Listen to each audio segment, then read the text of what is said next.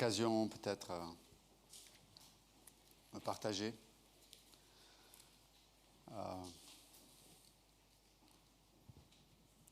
Un passage que la plupart d'entre vous avez déjà entendu, mais Hébreux chapitre 12. Verset 1. Nous donc aussi, puisque nous sommes environnés d'une si grande nuée de témoins, rejetons tout fardeau et le péché qui nous enveloppe si facilement, et courons avec persévérance l'épreuve qui nous est proposée, les yeux fixés sur Jésus, qui est l'auteur de la foi et qui l'amène à la perfection. Merci Seigneur encore de parler à nos cœurs et à te révéler. Parce que tu es, comme on l'a entendu tout à l'heure de la part d'Yvan, tu es ce Dieu qui est au milieu de nous, qui est en nous, qui est présent.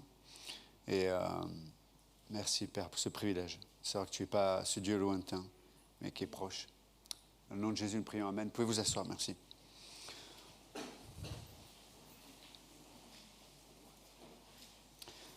Voilà, donc c'était vraiment extraordinaire. Et donc dans ce passage, juste le contexte, donc c'est des croyants. Le christianisme vient juste de naître. Et ce sont des croyants qui sont d'origine juive. Et donc ils ont vécu, vraiment ils ont touché intérieurement la réalité de l'œuvre de Jésus-Christ. Ce que la loi ne pouvait pas faire, libérer, sauver, donner une assurance, d'avoir ce témoignage de Dieu dans nos vies, dans nos cœurs, qui dit que, voilà, je t'ai adopté, tu es mon fils et ma fille. Mais avec le temps, ils font face aussi à la réalité de cette terre aussi. Et là, en l'occurrence, ils sont considérés comme des traîtres. N'oubliez pas, c'est un contexte où les Juifs sont sous l'autorité des Romains. Et donc, il y a une pression sociale, il y a une pression culturelle, il y a une pression même cultuelle aussi de « hey, on doit être un et on doit tenir ferme pour honorer notre nation, pour honorer notre Dieu contre les oppresseurs ». Et là, il y a ces chrétiens qui arrivent et qui vont pas dans le même sens. Et donc, ces croyants, ces frères et sœurs, là, ils commencent à être rejetés, ils sont persécutés.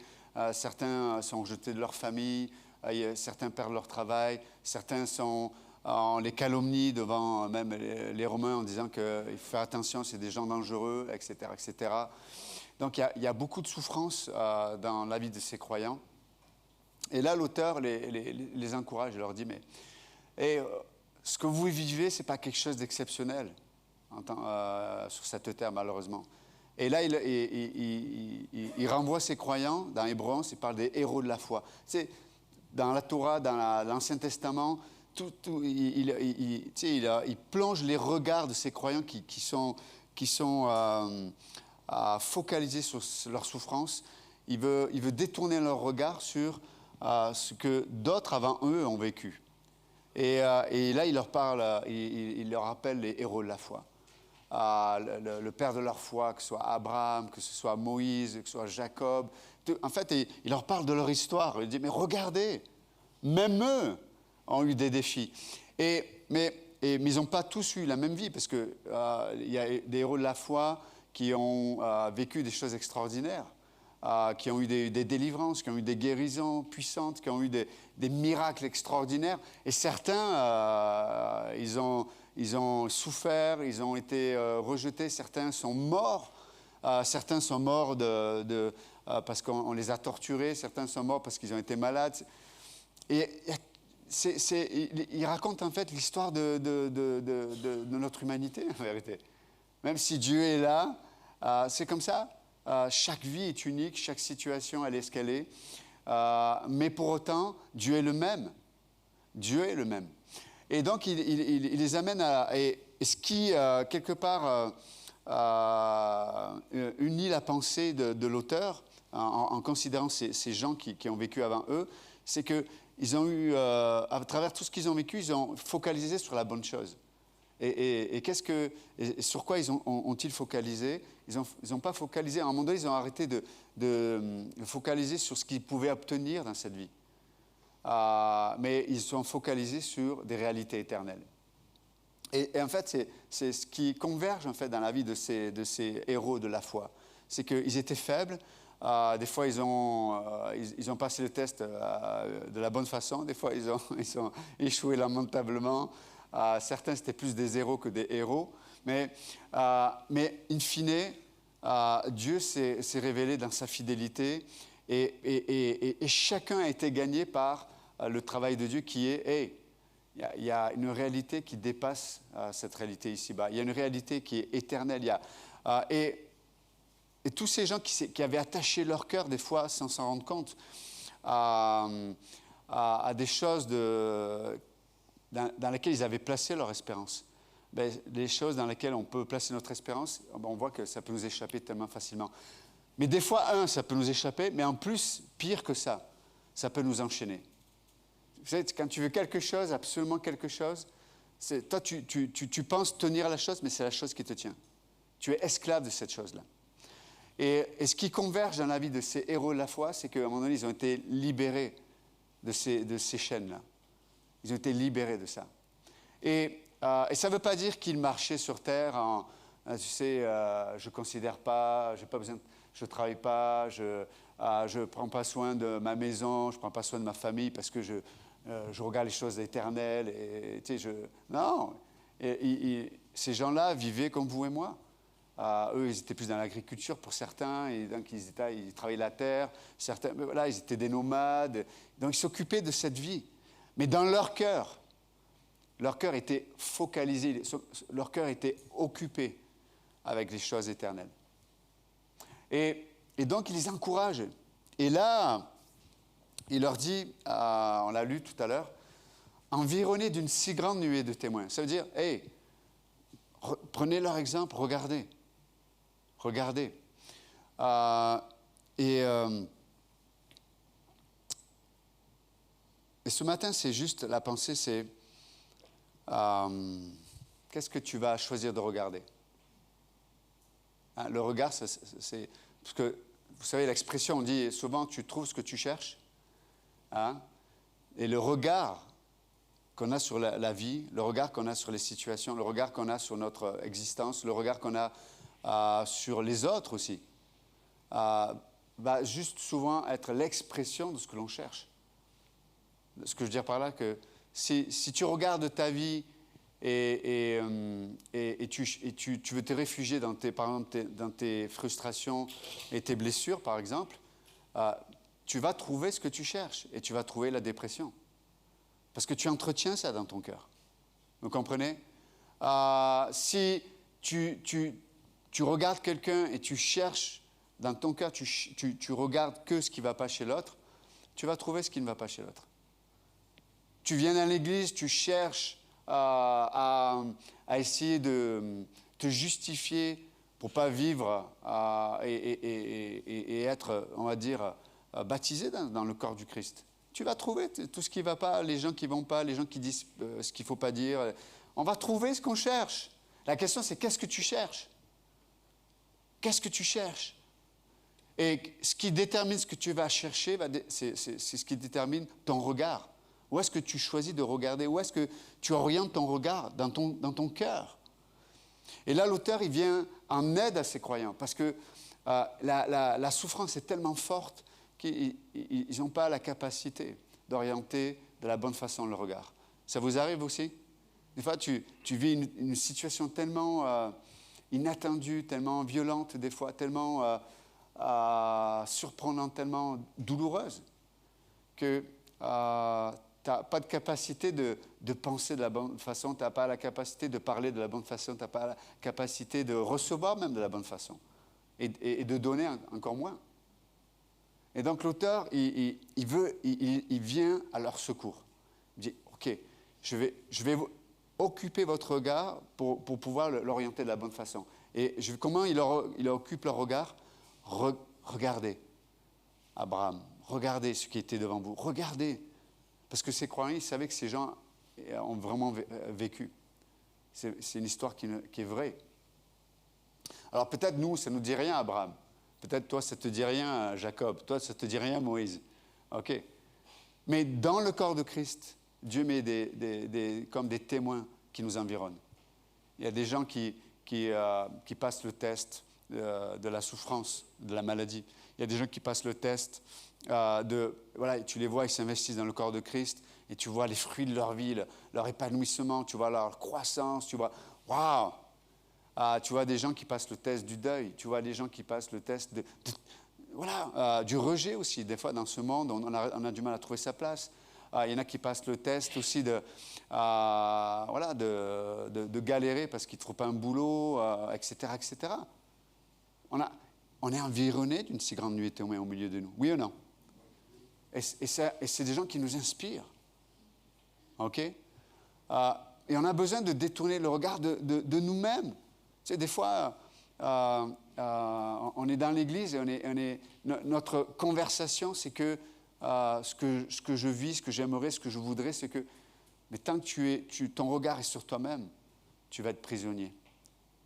Tu vas être prisonnier. Et donc là, il les encourage. Et regardez ce qu'il leur dit. Nous donc aussi, puisque nous sommes environnés d'une si grande nuée des témoins, rejetons tout fardeau et le péché. Et c'était quoi leur fardeau? C'était quoi? Et c'est intéressant parce que le mot fardeau, ça signifie la courbe ou l'angle intérieur du bras. En tout cas, tu sais, la pliure. Tu vois, Pasteur Dominique, viens. Viens. Pasteur Dominique, c'est merveilleux d'avoir fait ça. Bien, Pasteur Dominique. Oui, mais là, vas-y, là. Non, rien. Pas encore. Mais, OK. Si je veux retenir Pasteur Dominique, si j'ai les bras tendus, est-ce qu'il peut sortir? Oui, facilement. Maintenant, si je plie, là, c'est pas pareil. Et le mot fardeau, c'est le bras plié qui t'entoure. C'est ce que ça signifie. Merci pour la démonstration. Et c'est intéressant de voir que ce mot nous parle de ce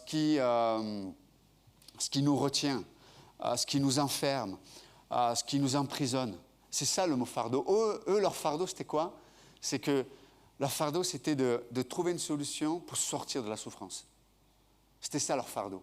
Ils étaient occupés, préoccupés, c'était leur pensée, c'était leur discussion, c'était leur espérance, c'était de sortir de cette souffrance, de ce rejet.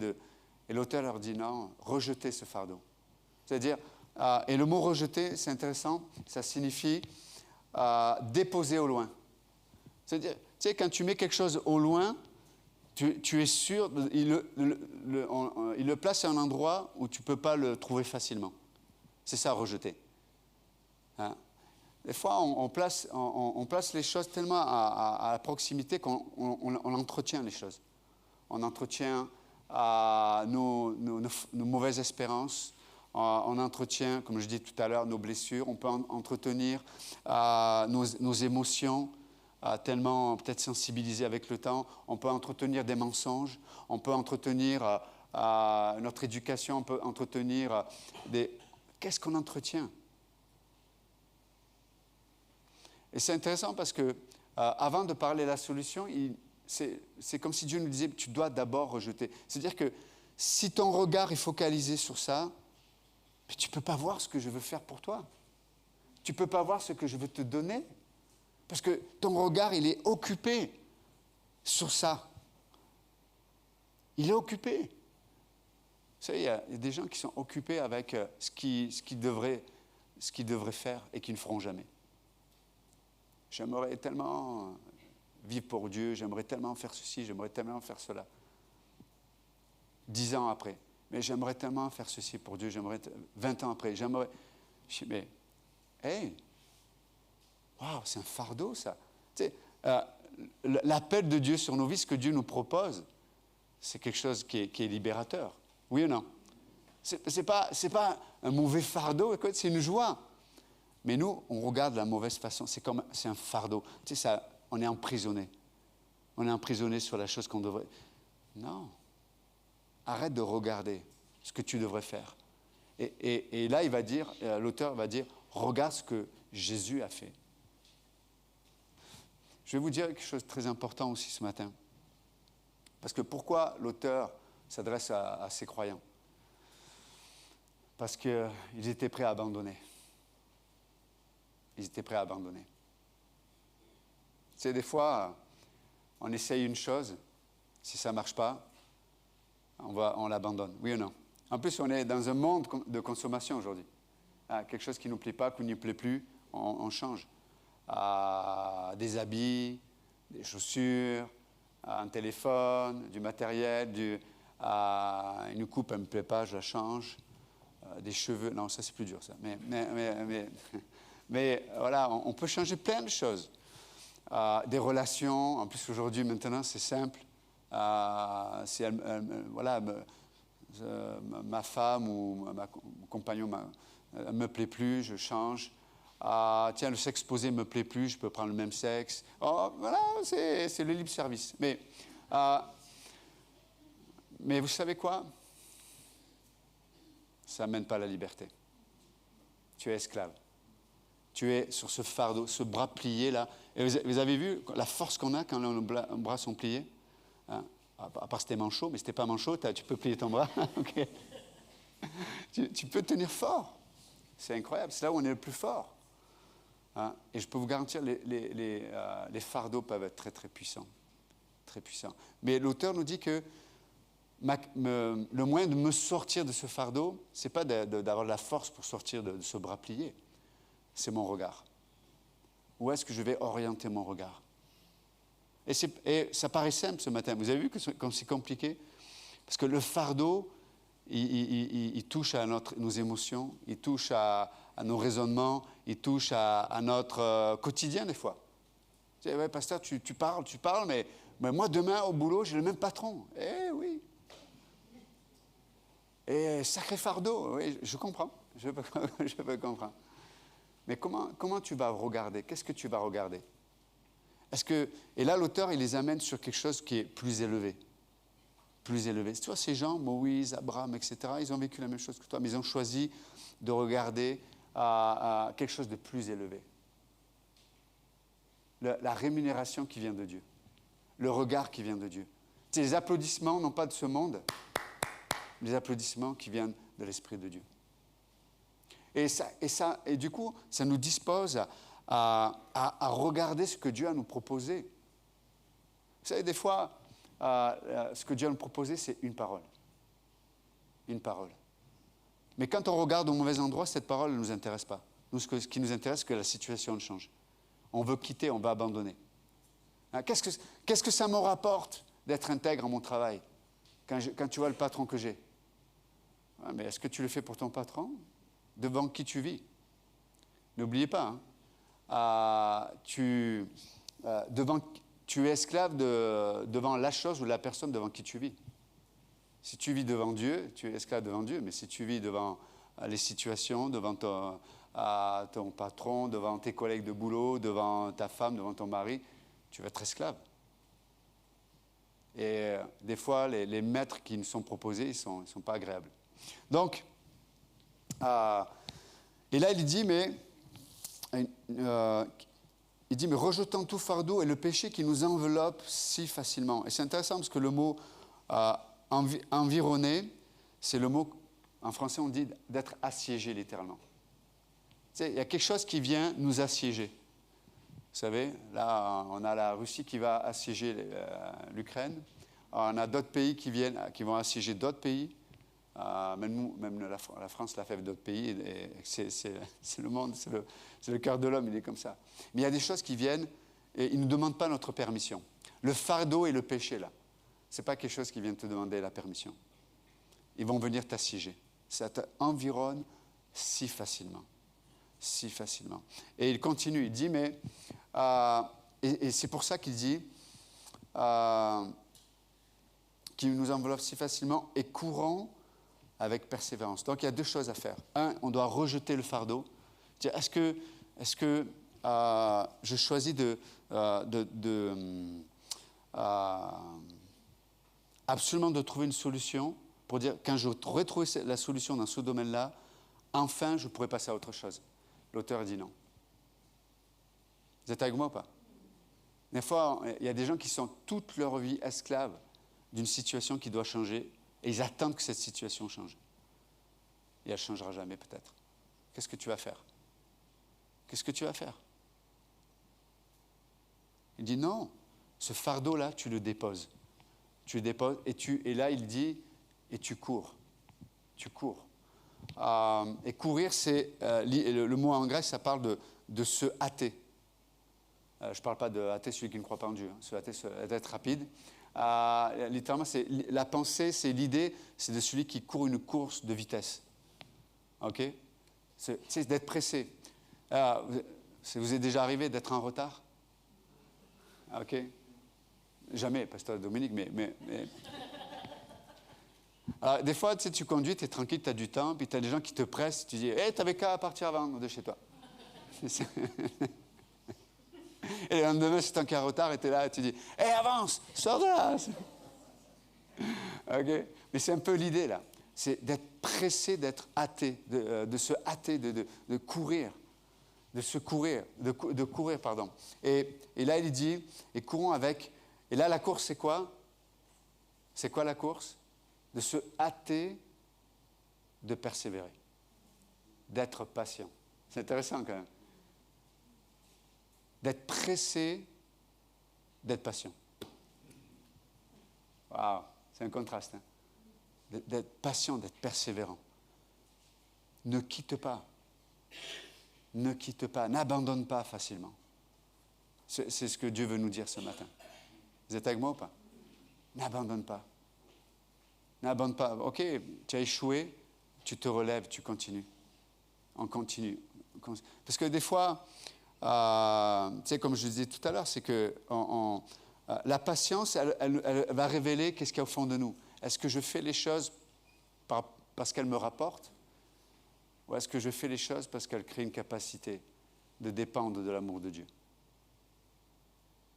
C'est ça la vraie question.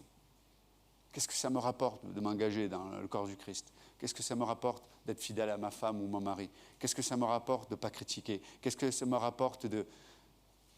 Et Dieu dit, mais ce n'est pas la question en fait. La question c'est, reste à l'endroit où je peux œuvrer dans ta vie. Persévère, sois patient. Cours, hâte-toi de persévérer. Parce que si tu ne te hâtes pas, il y a le fardeau et le péché qui nous environne, littéralement, qui vient nous assujettir, je dis ça, ouais. Qui vient nous assiéger, pardon. Si tu ne te hâtes pas de persévérer, de continuer, tu vas être assiégé par des choses que tu vas avoir du mal à gérer. Parce que le fardeau et le péché, c'est quelque chose qui va être très dur à gérer. Très, très dur à gérer. Et pour finir, c'est intéressant parce qu'il dit, mais la course qui est devant nous, dans laquelle on doit persévérer, il dit, mais elle nous est proposée. C'est quelque chose qui nous est proposé par Dieu. Vous êtes avec moi ou pas? C'est-à-dire que ce que Dieu met devant toi, c'est quelque chose que Dieu place devant toi. Ton patron, c'est Dieu qui le place. Tel frère et sœur dans l'église, c'est Dieu qui le place. Peut-être ta femme ou ton mari quelque chose s'est passé dans sa vie et peut-être le couple va pas trop bien. C'est Dieu qui le permet. C'est Dieu place cette course devant toi. Qu'est-ce que tu vas faire?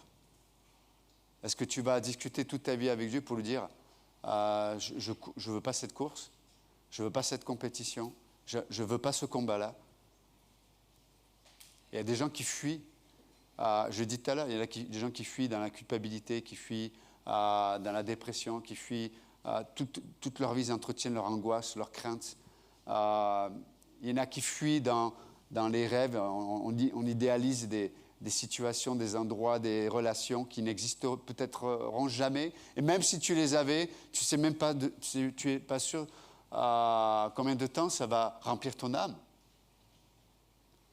Et des fois, quand tu es au bout du fait que ça remplisse ton âme, tu réalises à quel point ça t'a séduit, éloigné de ce qui était important. Donc, là, l'auteur, il veut nous encourager. La course, elle t'est proposée, elle est devant toi. Tu vas regarder comment. Et là, après, il va dire, mais focalisez votre regard sur Jésus-Christ. Waouh!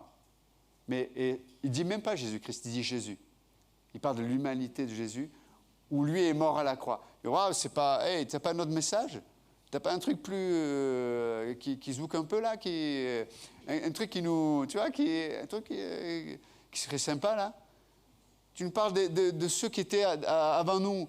Certains sont morcillés, torturés, et là tu nous dis de regarder à Jésus, il est mort, il était crucifié à la croix. Oui, mais il est ressuscité. Ah ah! Tu n'avais pas vu celle-ci. Il est ressuscité. Waouh! C'est extraordinaire. Alors, des fois, on va vivre la vie de résurrection dans cette vie, et des fois, on va vivre la vie de résurrection plus tard. Ça, mes amis, on n'est pas en contrôle de ça. Vous comprenez ou quoi? La question, ce n'est pas la finalité. La question, c'est de courir avec persévérance dans la course qui nous est présentée. Je dis, Seigneur, c'est devant moi. Je sais que je n'ai pas la force. Je sais que je n'ai pas la capacité. Mais je vais orienter mon regard pour recevoir de toi ce dont j'ai besoin. Et c'est ça l'importance de notre vie. C'est d'orienter notre regard vers Christ. Et du coup, on va être comme des éponges. Dieu va dire une parole. Waouh!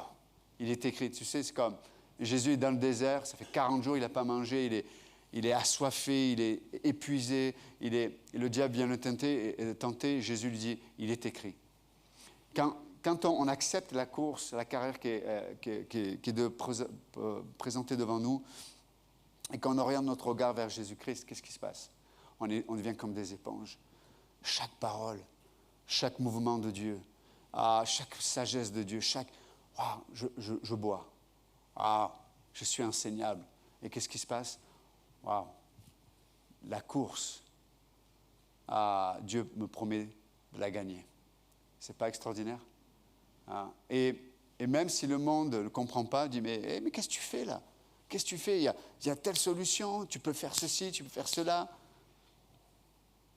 Je cours avec persévérance, je n'abandonne pas. Même si ce n'est pas mon avantage. Mais c'est à l'avantage de mon âme. Écoutez bien. Mais des fois, c'est à l'avantage de mon âme. Parce que ça me permet d'être occupé avec les choses qui prennent soin de mon âme. Et ça, c'est extraordinaire. Et du coup, je suis libre. Vous êtes avec moi ou pas? Je suis libre. Je suis libre. Et ça, c'est merveilleux ce que Dieu nous propose. Donc, juste ce matin, nous encourager. Persévère. Sois patient. Persévère. Sois gracieux avec ta femme, avec ton mari, avec tes enfants. Ouais, mais je suis déçu. Avec tout ce que j'ai, tout ce qu'avec mon mari, on a tout l'argent, tout le temps, tout l'investissement qu'on a fait pour mon enfant. Et là, regarde ce qu'il fait aujourd'hui, regarde ce qu'il... Dépose au loin ton fardeau et ton péché et cours la course qui est devant toi. Continue, sois patient, aime, encourage, défie des fois s'il faut défier, confronte s'il faut confronter, mais fais-le avec les regards fixés sur Jésus-Christ. Vous savez, et quand ton regard est focalisé sur Jésus-Christ, il va te donner la sagesse dont tu vas avoir besoin. Parce qu'il n'y a pas une vérité qui est applicable à chaque situation. On a besoin de la sagesse de Dieu pour chaque situation. C'est ça le pain quotidien que Dieu nous propose. Et c'est ça la vie de l'esprit aussi. Amen. Ok, Seigneur, bénis cette assemblée. Merci encore pour l'œuvre que tu fais dans nos vies. Merci parce que on a ce que l'on vit est unique, c'est vrai. Et pourtant, tu as mis des témoins qui, eux, ont vécu des choses, des fois plus difficiles, des fois moins, peu importe. Mais on sait que, in fine, tu as été fidèle. Tu as été fidèle. Et Seigneur, ton amour pour nous n'est pas moindre que pour eux.